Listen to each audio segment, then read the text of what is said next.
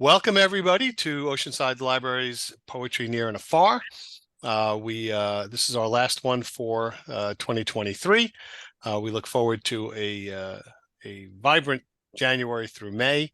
And then starting in June, of course, we go back outside for the summer gazebo readings. But we have two wonderful poets here tonight. We've heard both of them in the past, and we thank them both for joining us again. We have Brandy Lane, who's joining us from Colorado, and our own Vicki Iorio, who's joining us here from New York. All of our readings are available on the Oceanside Library YouTube page. So without any further ado, ladies and gentlemen, Vicki Iorio. Thank you, everyone. Thank you, Tony.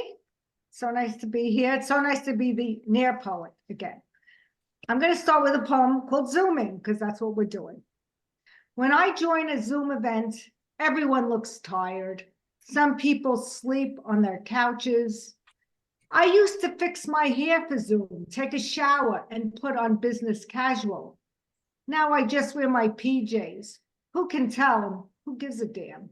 Zooming. I Google random things and text my friends. Definition of Zoom: 1, of a car or aircraft, moving or traveling very fast. 2, of a camera, to change smoothly from a long shot to a close-up or vice versa. On Zoom, we look like the blended family on the Brady Bunch, or B-list celebs on Hollywood Squares. I don't have to take a subway or drive to get to an event. I just press a button and I am there. It is like driving with your eyes closed, a sensation that wakes me up at night in a sweat. At any time, I can decide to leave without apology, without crashing. And the next poem is sort of the biography of me. It's called The Biography of Love. I love Bambi. When a hunter shoots Bambi's mother, I hide under the seat until the movie ends. My mother holds me, whispers she'll never leave. I don't know that love is my mother. I only know her perfume, her red lips, her cigarettes are my home. I am in love with Ricky Nelson's white teeth, Dion's Bronx accent, Chubby Checker's twist, Ponderosa's Little Joe. My mother calls me boy crazy. When the Beatles come, they conquer my American heart. I shut my mother out, finger love the Fab Four in my princess bed. A boy from the city moves into my neighborhood. We cut high school. He shows me how to roll a joint, gives me my first hickey. My mother says he'll take his Kennedy good looks elsewhere. She's right. My broken heart morphs into mono. Mom calls me a slut with the kissing disease. I lose a school year and stay in bed with Joni Mitchell. I meet my husband in college. He never loved himself, so how could he love me? My daughter wants me to find love. Signs me up on J-Date, Match, Christian Mingle, gives me some blue pills in the event I find a senior with a tingle. I think I could fall for the Pope. He wouldn't judge my love handles, but I think he is in love with God. My daughter is afraid I will die alone. She thinks she knows what love is. So when I reread that, I'm thinking, oh my God, half the young people won't know who these people are, so they'll have to Google. I know some people don't even know who the Beatles are, which is a little scary. So if you know me, my first love is poetry, and my second love is my Peloton bike, and I'm wearing a Peloton shirt. I don't know if you can see it. Okay, so this is an ode to my interactive bike. I rode my interactive bike the day my mother died. Motion instead of emotion. My bike BFFs, who I don't know, but chat with daily on Facebook, understand. Exactly a month after my mother died, My cat died on the same couch cushion. Don't get all new agey on me. After Tracy, the vet tech, came to take away her little body, I jumped on the bike and did a mood ride. Yeah, that's a thing, mood, sad, so I could tear up and feel something. Interactive bike, my best pandemic friend. Instead of potato chips, I slurp electrolytes. Thanksgiving dinner companion. Instead of turkey, I do a turkey burn with fitness gods who really look at me through the screen, reach out their hands to me, tell me I'm okay. And that sleek bike seat, oh, to have something hard between my legs again. It's been a long time. Don't get all judgy on me. If you know, you know. My pre-interactive bike friend says I drank the Kool-Aid. I call it cool. She calls it a cult. I call it a culture. She tells me to go outside, join a bike club, meet real people. She is having an affair. I put on my wedding veil, Miss Havisham, crusty yellow, my laciest bra top and bike shorts, do a hit and hills ride, marry my bike. This is the last Peloton poem. The man who schlepped a Peloton bike on a crowded subway. Who is he? Did he take an elevator to the platform? I can never find the subway elevators. I Googled the weight of a Peloton, over 200 pounds. He didn't break a sweat. Bike, sleek and new. Where did it come from? Where did he come from?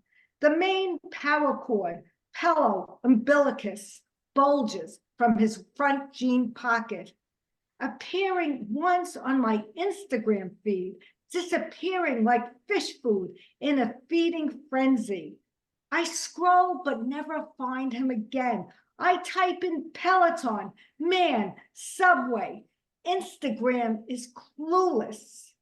But in my artificial intelligence, careening through the subterranean, I ballet into his arms.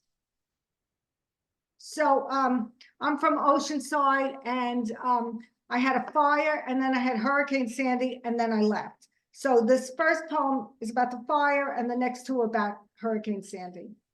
Homecoming. When I come home from my job at the airplane factory, my front door has gone missing. A Red Cross worker is sitting on the bones of my couch.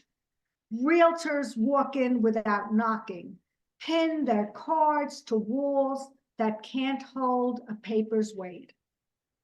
Jehovah's Witnesses pray for better days with pamphlets that flutter in the hallway. The fire marshal squawks into a walkie-talkie. Glaziers sweep away diamonds of broken glass. Contractors wrap the staircase in yellow danger tape. My pearl necklace is glued to the bedroom carpet. One perfect shoe peeks out from my drowning mattress. Its patent leather mate swims in watery ashes. Books are charred on the verso page. Stories continue on the right side. Animal control carry out my darlings shrouded in grandma's wedding quilt. Smoke finds a home in my headache. Hot walls melt the snow falling in the kitchen. Birds circle the ceiling. A keeper. Because I keep a mermaid in the basement, I wash her delicate sequin pink bra in the bathroom sink, gingerly scrub around her clamshells with a soft toothbrush fresh out of its wrapper. Because I keep a mermaid in the basement, I have not done the work left me by a hurricane. She is a blue flame phosphorescence, illuminating the basement in ways electricity never could. Because I keep a mermaid in the basement.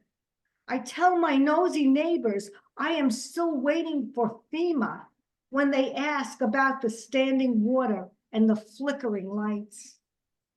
Because I have named the mermaid in my basement Jane Mansfield, I have to rethink my sexuality.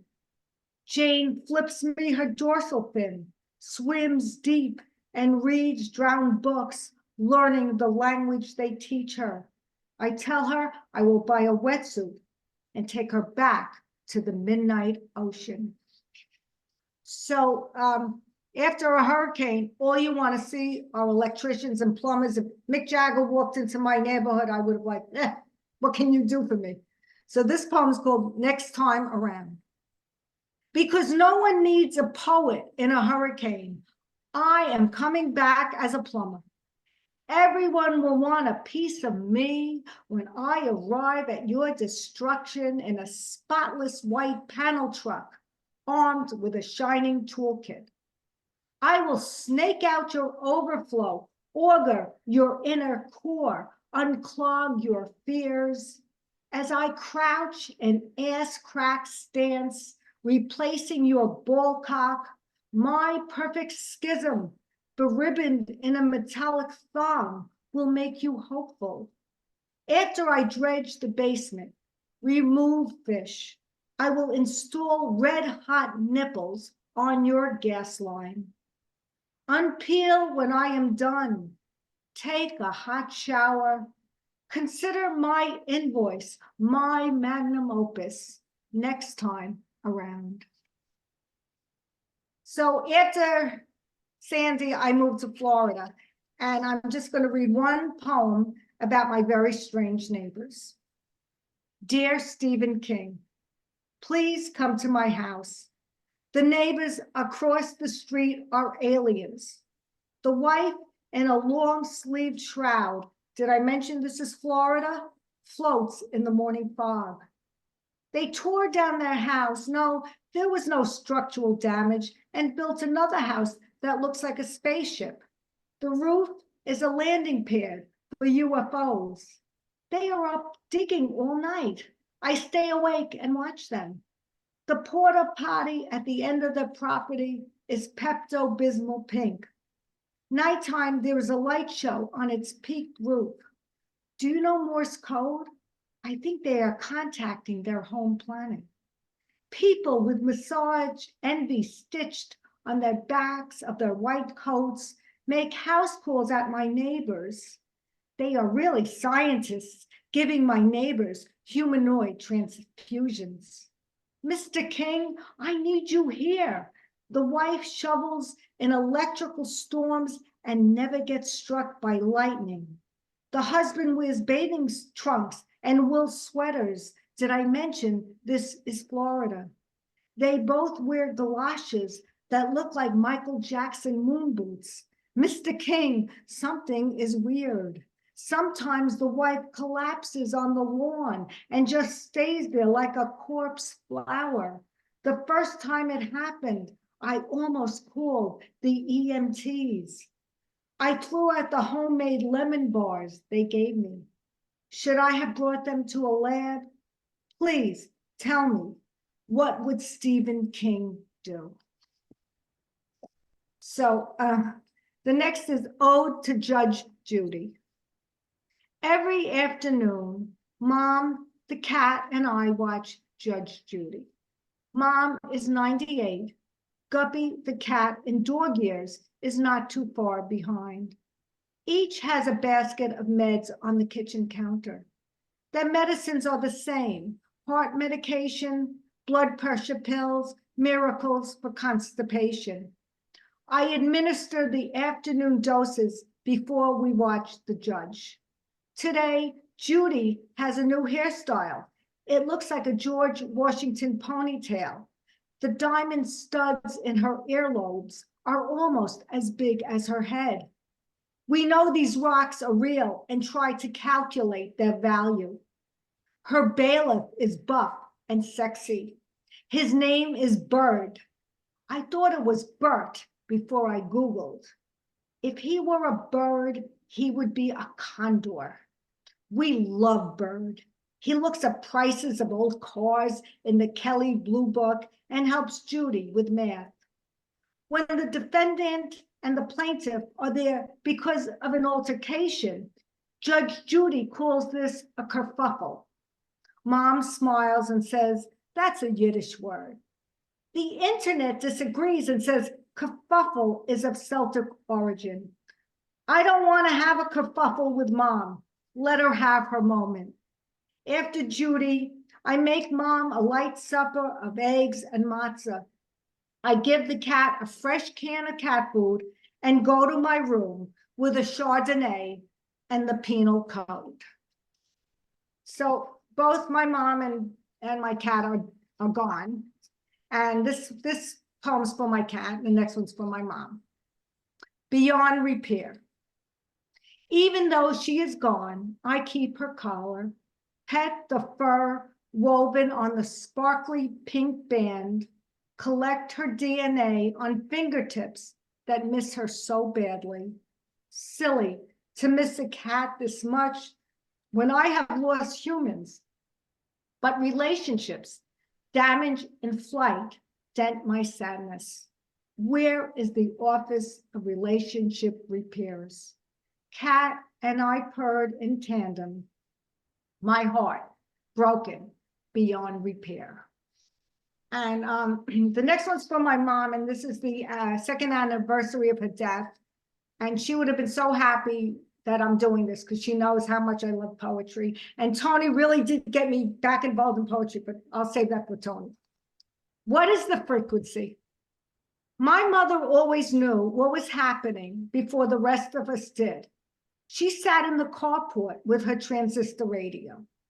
The blackout of 1965, no mystery. My mother informed the neighborhood it was a power failure, not the Russians.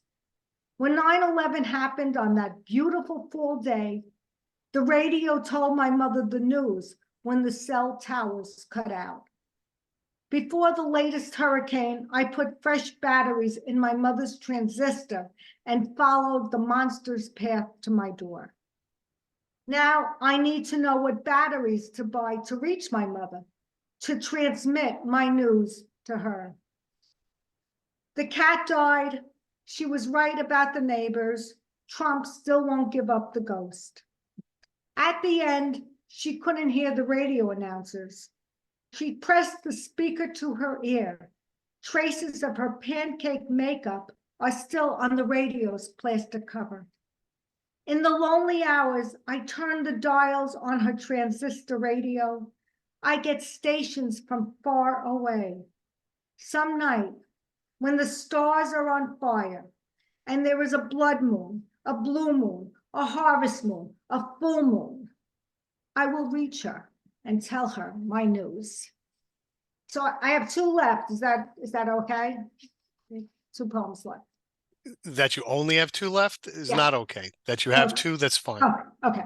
So this one, I don't write holiday poems, and this is about Black Friday, and the speaker is a person, although it's the speaker is an I, well, it is really me, has no redemption. So don't look for redemption and don't hate me. Black Friday. Serpentining the ladies' room queue near Easy Spirit, ignoring free chocolates offered by sales personnel, I set my sights on an empty chair. Like a football player sprinting for a rent-a-car, I score.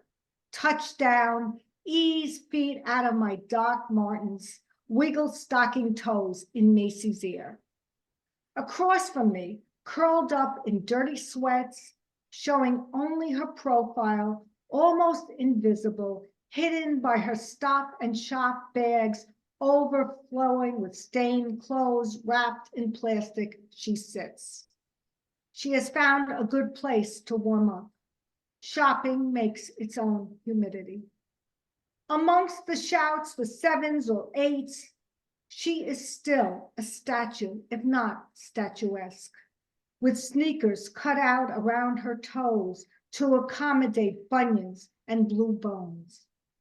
I spy a size 5 in a short boot. Another shopper has her hand on the shoe.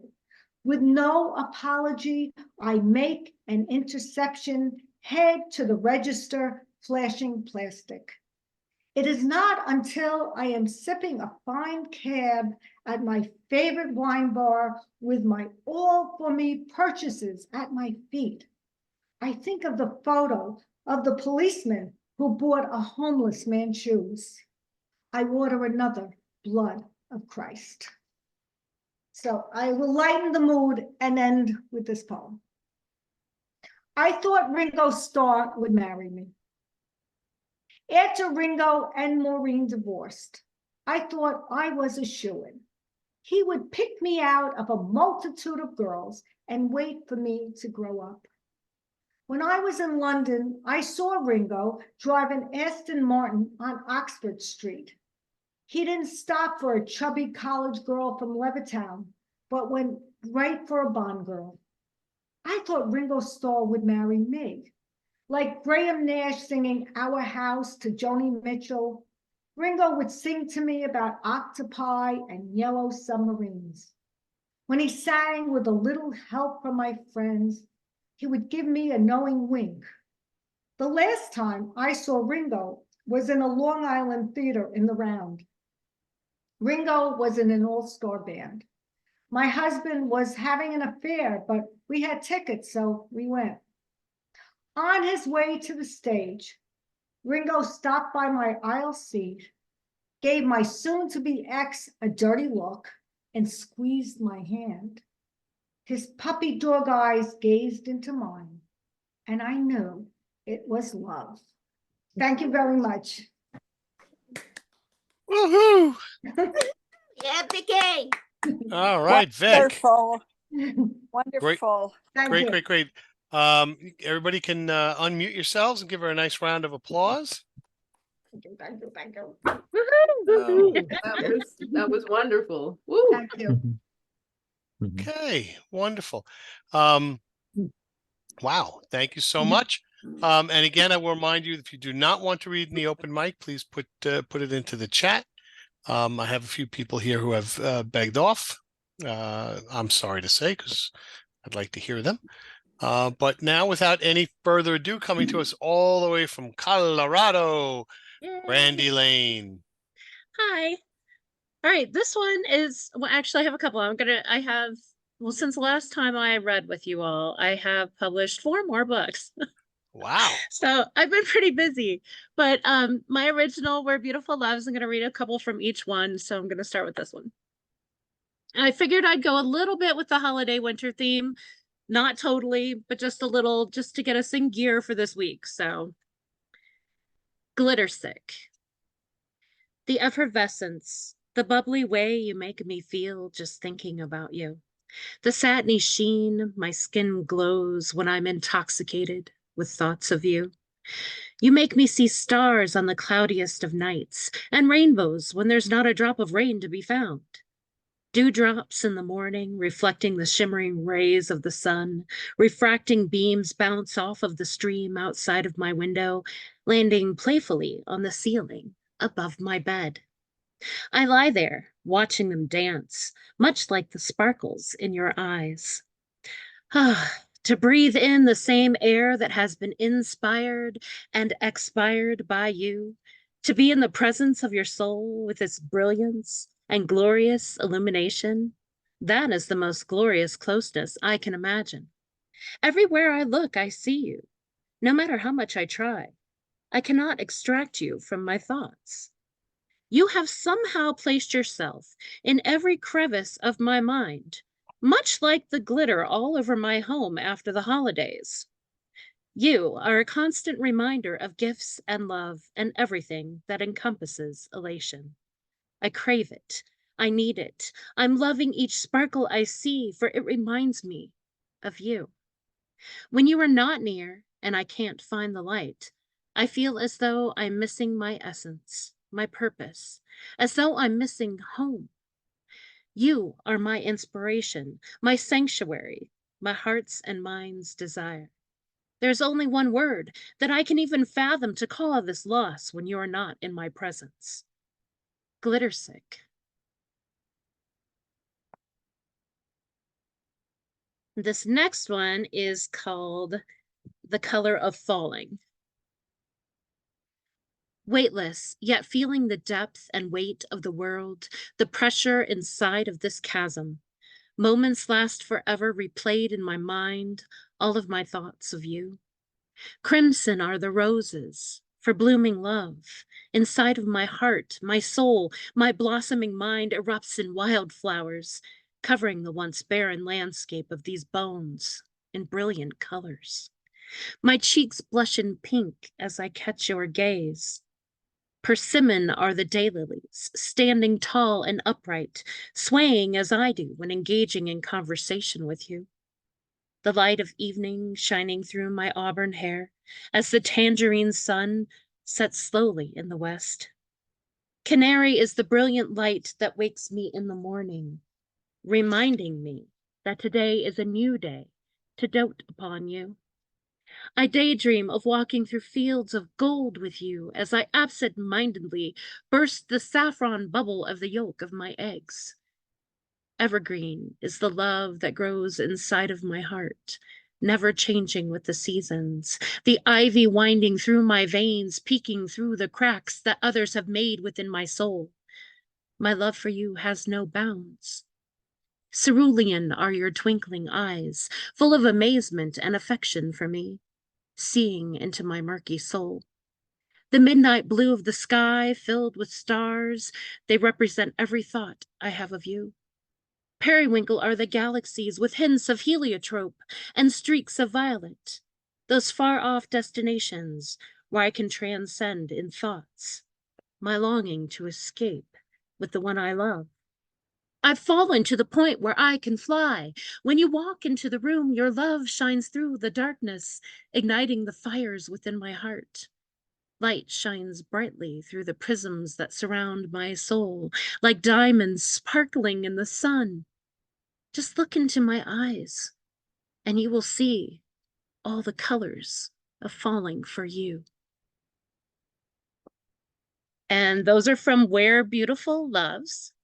My next one is The Briny Sea of Poetry. And this one I decided to have fun with. Every page is in color and lovingly illustrated. I can't talk now.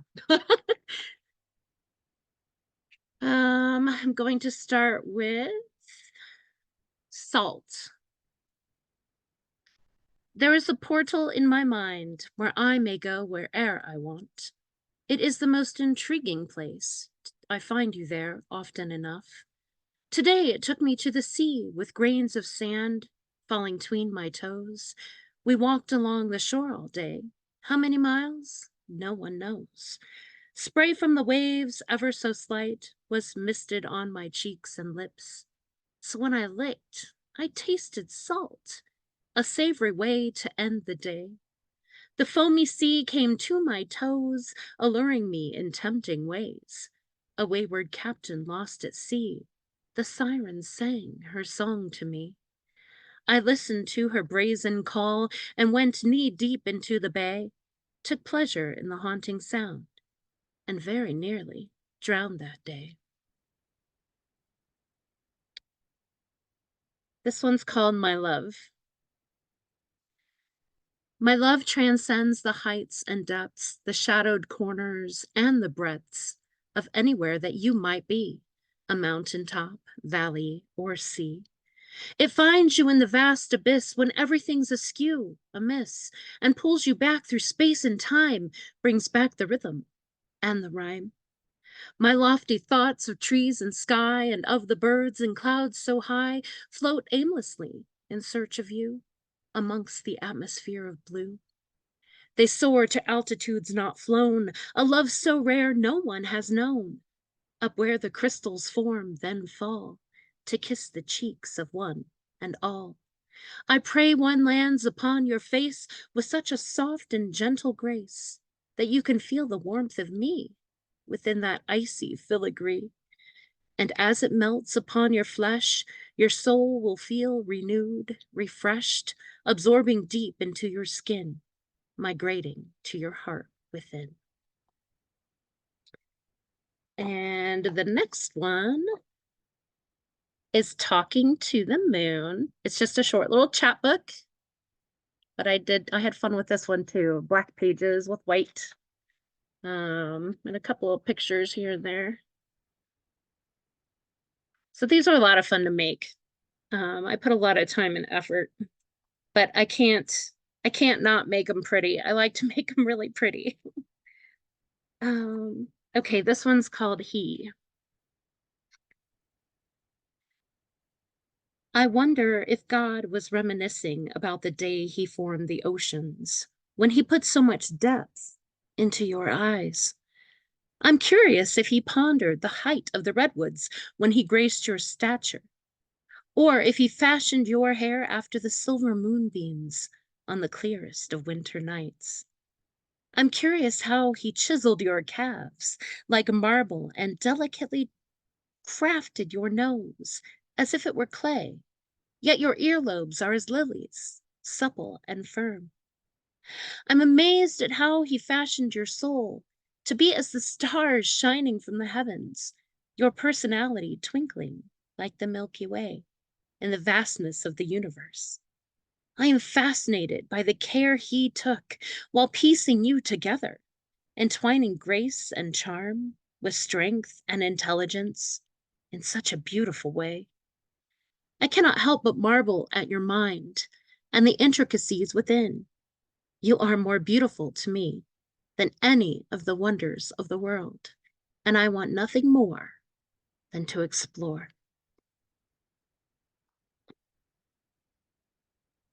And then I have a short little one here. I did it so that it's a picture poem. I want to be under a blanket of stars, with the pines all around as if guarding me. Frost just trying to bite my nose as the campfire dances in the solitude of night. And my newest release is this one. It's called Unrequited. This is where all the longing poetry is. Some of them are a little bit sad, but I tried to find some that weren't too bad. This one's called Overwinter. I guess I should have learned how to say goodbye before everything turned sour. I should have kept only the most perfect moments and left with them before anything had a chance to bruise them.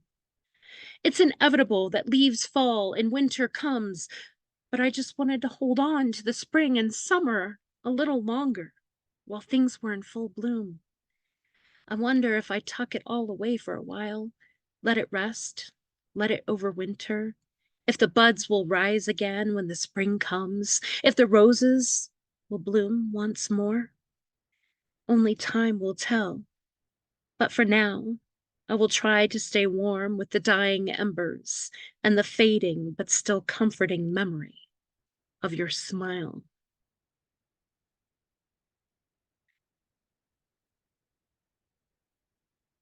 This next one is called Alien. Midnight blue hues surround me in the quiet as a lone cricket plays his violin. I see the stars flicker in the vastness beyond, light years from where they began. I oft wonder if we're only echoes from before, images like a hologram, or if we're tangibly in place, yet the universe fills us with emotions deep within. All I know is my gravity shifted the moment you entered my atmosphere. Everything within the cosmos of my mind, the galaxies of my soul, my heart's moon changed when you came near. Like a comet racing through the sky, you collided with my intrinsically placed satellites, dashed through my stratosphere in a blaze, and crashed into my most remote island. My terrain irrevocably changed. Your alien ways infected my earthen crust and wrenched deep caverns upon your haphazard impact. I'm left gasping for oxygen for gravity. I slink inward, afraid of what all of this means, unaware of what lies within. Extrovert becomes introvert as the dark becomes my only friend. My mind, a danger to itself.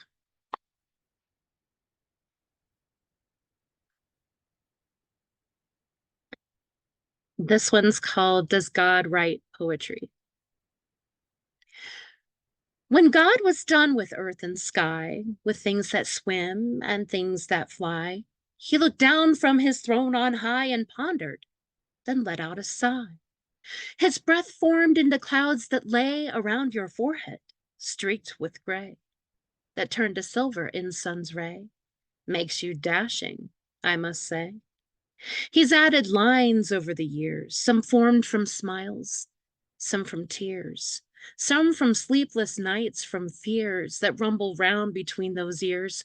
Oh, I've seen the poetry of God's pen, and how he edits again and again, forms changing every now and then for everyone since life began. Your stanzas I have memorized. They are most beautiful, I won't lie. So I'll embrace them by and recite them till the day I die. My last finished book is an anthology with 25 poets from all over the world. It's called Winter. I have a couple in there that I'll share with you as well. This first one's called Autumn's Veil, and it was actually in quatrains when it was published by Clarendon House. And then there's another version of it that's actually like a children's story book that I'm planning on putting out sooner or later. And this one, I redid it into a 14er. So a little bit different. I like to mess around with different forms of poems. Autumn's Veil. The sun sinks on the horizon, beaming down its liquid gold, its light reflecting off of leaves, their colors brash and bold. The light of day is waning while trees clamor for the rays, seeking nourishment they lack from summer's longer days. Leaves blush crimson in the wind, caught in an embrace, entwined in tango one last time as they fall from their place. Autumn adorned in color as a bride on her big day, her lustrous locks of brown and gold with wispy streaks of gray. Her luscious lips are deepest red, her eyes a maple hue, and in the chill her pumpkin cheeks grow rosy through and through. She smells of apples and bonfire, with slight hints of fresh straw. In all her glory she is a sight, she'll leave you struck in awe. She breezes down the aisle, stirring leaves with gentle grace as they perform their final dance. They slowly die in place. The animals bow in tribute to the queen that they adore, thanking her for the bounty they have placed in winter stores. Frost, in the form of autumn's veil, intricately sewn, appears on all that breathed the light that will again be grown, covering their demise in such a glorious shimmer of light, entombed in shards of crystal as if in armor for a fight. Autumn advances toward her groom. A chill runs down her spine. As temperatures drop, the animals leave, for they've run out of time. He sweeps her up to gaze at her with eyes of brightest blue. She succumbs to breathlessness, becoming quite subdued, wearing a tuxedo, dressed in white from head to toe. When speaking, his exhalations turn to the whitest snow. Autumn is seduced. She collapses in his arms. She breathes her final breath, falling victim to his charms. In winter's sadness, skies turn gray. The winds grow rather cold. Like magic, he's grown hair of white and looks to be quite old. He howls with grief into the winds. The veil has been torn. A freeze takes all deciduous life. Oh, how the winter mourns. Winter's heart is cold and deep. His mourning never fades. But now and then you'll see, a new veil he has made, in memory of how he adored his lovely bride so frail. You'll see the melancholy in the train of autumn's veil.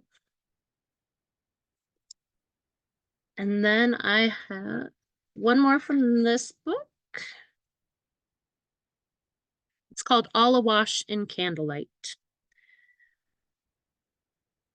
I want to write of last Christmas Eve, but how do I properly capture the moment burned into my memory?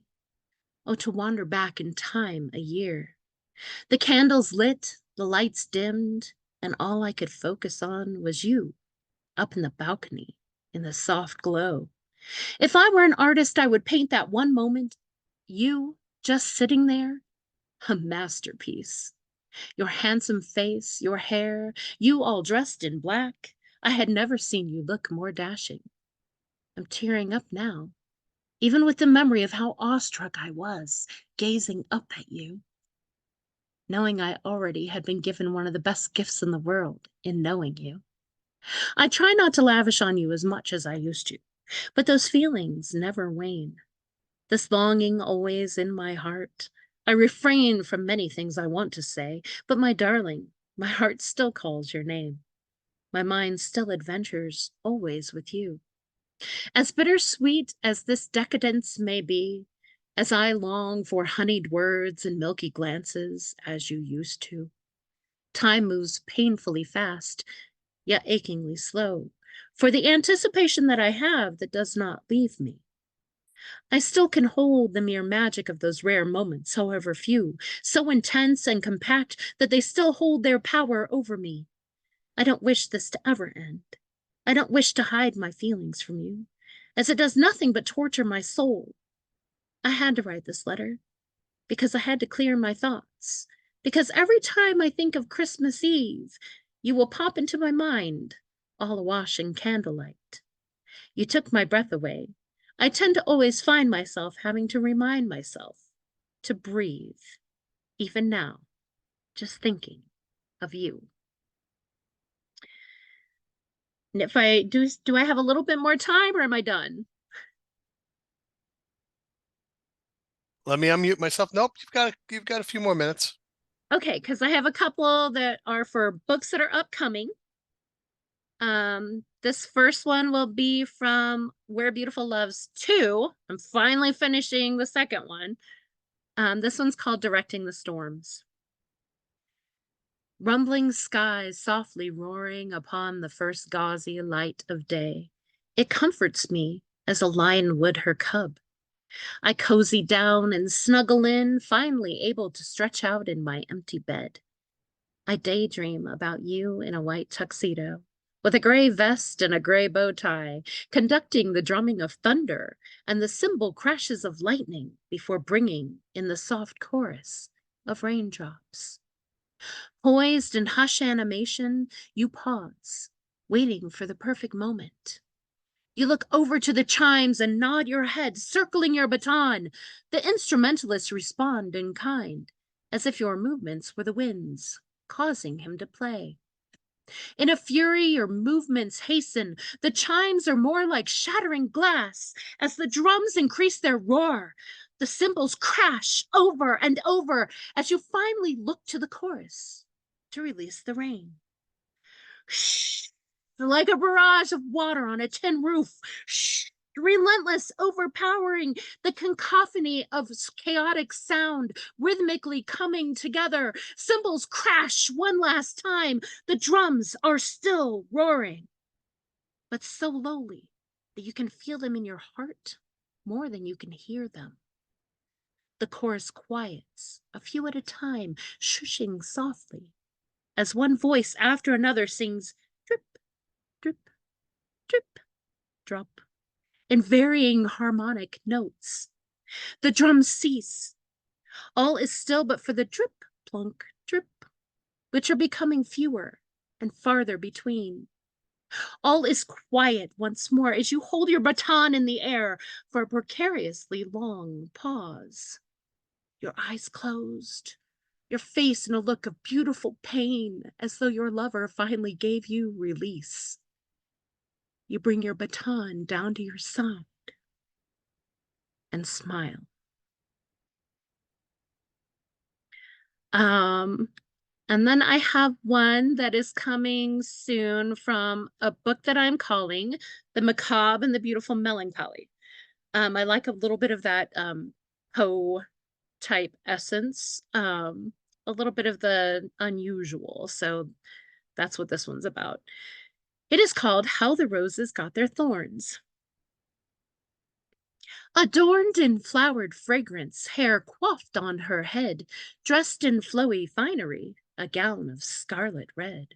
Sparkles round her neck, on her fingers, in her ears, diamonds glittered in the moonlight, along with mournful tears. With a painful shriek of grief, she opened up her chest and dug a hole inside the ground and laid her heart to rest. There it was in the dirt, still beating where it lay. The heart that ached so loudly had so much more to say. She couldn't wait to make it stop. It was driving her insane. As she covered it with dirt, the louder it became. Fistfuls crumbled into the hole, met with the seeping blood. As it filled, it made a quagmire of coagulated mud. Roots from the nearby roses hungrily took note. They drank in the red concoction right up their hollow throat.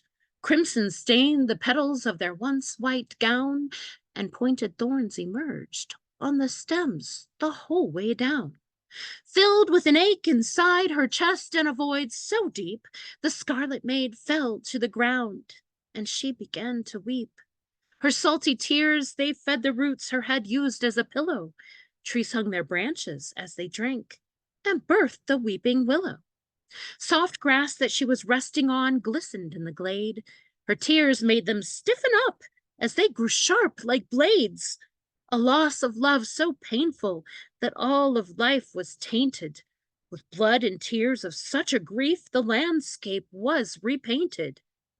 The heart continued beating, much to the maiden's horror, her shriek much like the mandrakes of the genus Mandragora. There was nothing she could do to ease the awful pain, so she dug it up and placed her heart into her chest again. That night in the garden things were rearranged. The roses, the willows, the grasses would be forever changed. As for the maid, her heart did heal, but it's only she who knows why there are so many thorns on the red, red rose. And those are my pieces. Thank you so much. Oh, what a great night we have here. Everybody, Yay. unmute yourselves. Give everybody give Brandy a nice round of applause, and Vicki as well. Thank you to our two features. Absolutely wonderful. Oh, Thank wonderful. you. That What a was fun. great night. Thank you, Brandy. It was wonderful. Absolutely wonderful. All right. We're going to go to our open mic. I remind everybody to everybody gets to read one non-epic length poem.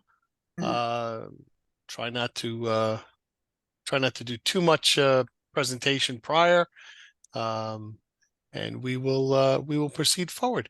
So we're going to start with let's see, where are we going to start? We're going to start with Marvin. You're up, and Margaret, you're on deck. Yeah. Amanda is the name of the poem. Amanda Wingfield is the frustrated, overbearing dreamer in Tennessee Williams' The Glass Menagerie.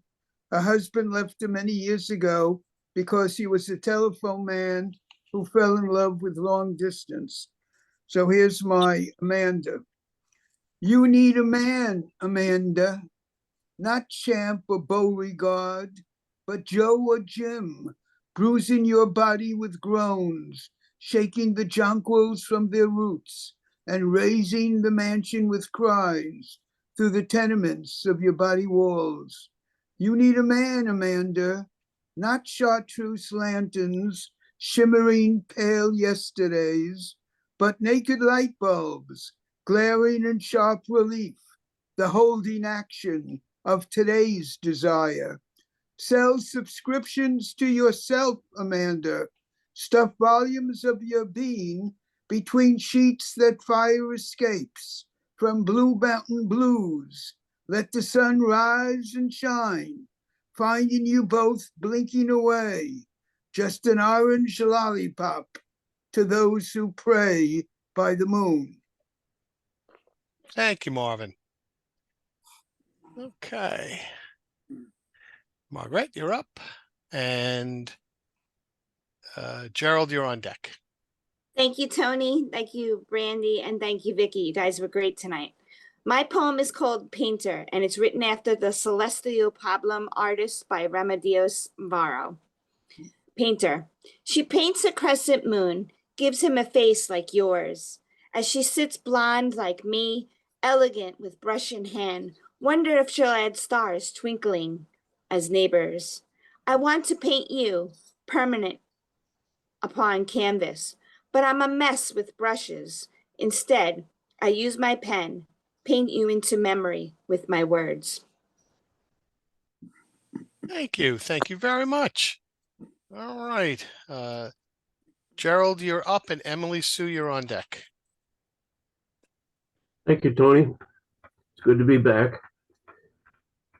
Tonight I've selected Drinking the Moon.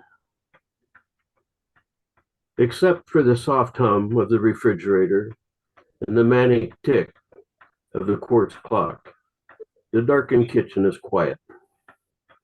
Red numerals on the coffee maker glow 1248.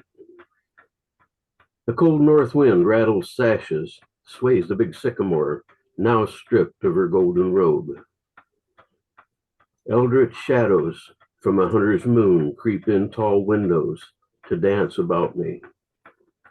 I sit at the table, comfortable in the last dinner warmth of the oven, the softness of the dark. The night is mine, the full moon my lantern. I catch it reflected in my cup and take a big drink. Wonderful. Thank you so much. All right. Okay, so we have Emily Sue, you're up, and Larry, you're on deck. Okay, thanks everyone for wonderful poetry. I'm going to read Autumn's Leaving. It was published in the Avocet and also in my book, We Are Beach Glass. You got to hold it back a little bit. It looks blurred like it did a crime. Oh, okay. Oh, it's because I have the blur on. You have that blur on. Yeah, okay, well, all right. Autumn's Leaving. It's raining out. It's leaving out. The earth turns away from the sun's warmth, eyes averted, drooped in the dusk of shortened days. I wanted to say it's leafing out, but new buds won't unfurl for another 2 clicks of the year's dial. Northern trees earn their rings at the season's slowed pace. Darkness chases light, cold chases warmth, air and soil absorb the rotations. I look upward into bearing branches by day, a moon sliver by night, breaking through the crisp, dark sky. Despair flavored with a healthy dash of hope. We don't feel the spinning, wouldn't know if we are careening out of control, what our trajectory may be across eons and acres, daring our minds to contemplate infinity. Can we count the leaves that fall each day?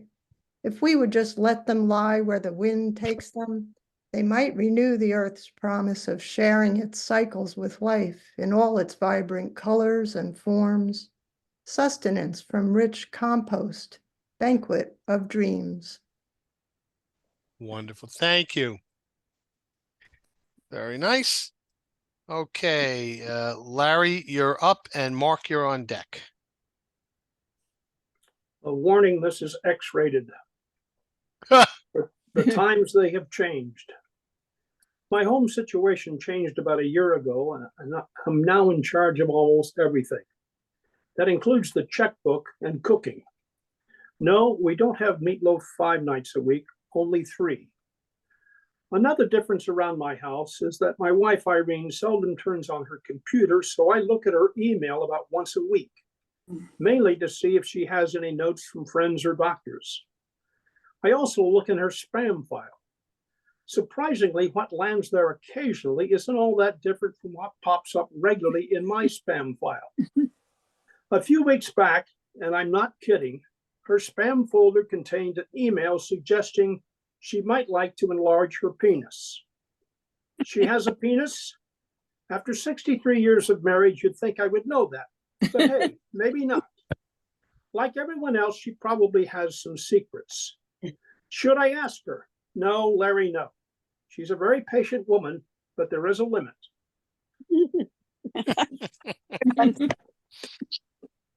Thank you, Larry. Mark, you're up, and Robert Rubino, you're on deck. Thank you, Tony. Creating a moment. Like an old song on the radio, bringing back a memory and a feeling. This poem wishes you to smile, to hum a tune and close your eyes, to watch a yellow butterfly twerk across the sky, to smell the breeze without wheezing from pollen from nearby oak or lemongrass, to remember the hand of the one you were holding and the electricity of the lips soon to be kissed. There is a war going on halfway around the world. Poem. You should be talking about the war. Down with the warmongers. To hell with the manufacturers and profiteers. And poet, don't you see the rubble of stones in children's feet on your big screen TV? Your right hand should be in the open air, in a fist of protest, your left thumb tweeting freedom for the people. The old song remembers there was a war back in its day too, halfway around the world, but on everybody's mind. And still the record spins around with its sounds of cheer, asking you to take its hand and dance, to gently rub a finger up and down its spine, to look into its transported and transfixed eyes and tell it that the world and time itself freezes in its presence. It wants you to blush as you beg just one more minute, just one more shake of the hips and the tingling sensation that could be love, or is it liberation? Old song, new poem. Both believe in creating a moment of peace in the middle of a world gone crazy. Thank you, Mark. Okay. Robert, you're up, and Sister Joy, you're on deck. Thank you, Tony. Thank you, Brandy and Vicki, for those inspiring features. Superman is dead. Long live Superman. 11 years old, Queens, New York, 1959. We're stone silent after cracking wise about the news of George Reeves' suicide. Each joke a variation on TV's Superman shooting himself with a kryptonite bullet. We huddle in the cavern of a fallout shelter, each of us holding on dearly, desperately to the latest Superman comic book, stoking our prepubescent imaginations with a hero both mild-mannered and daring, a hero both alien yet all-American, a hero now dead yet still very much alive, with a dual identity, secret yet transparent. Thank you for listening. Thank you, sir. Good job. All right. Sister Joy, you're up, and Carol, you're on deck.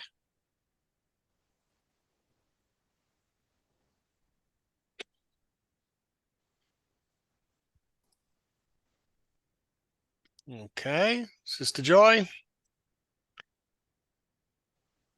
Okay, Carol, you're on. You're up. Okay, light a And candle. hold, Carol. Carol is up, and Maggie's on deck.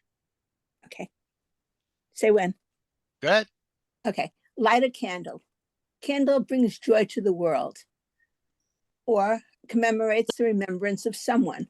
Light is used to show enlightenment or deepen the ability to see or think. The Hanukkah, the 9-armed menorah, symbolizes the 8 days the oil lasted for the Maccabees. Kwanzaa has 7 candles, showing unity, creativity, faith, and gift-giving. Candles and holly are associated with Christmas. Carolers sing in the night by the light of the candles. Advent, the 4 weeks before Christmas, uses 4 candles. Putting a candle in the window is a source of hope. Light a candle when you say a prayer. Candlelight is also romantic. Make a lovely dinner, serve it on your best plates, use your best glasses. Put new flowers in a crystal vase. Put on beautiful music and light candles. Set the mood. Welcome back old feelings from a time you used to know. Dance as if you were young again. Candles are also a source of light as a remembrance. A Yorkside candle that's lit every year on the anniversary of the death of a loved one. It signifies that we will never forget. Light a candle in the darkness and it will lead the way. Let us all light a candle for peace. Thank you, Carol. You're welcome. Okay, Maggie, you're up, and Dee Dee, you're on deck.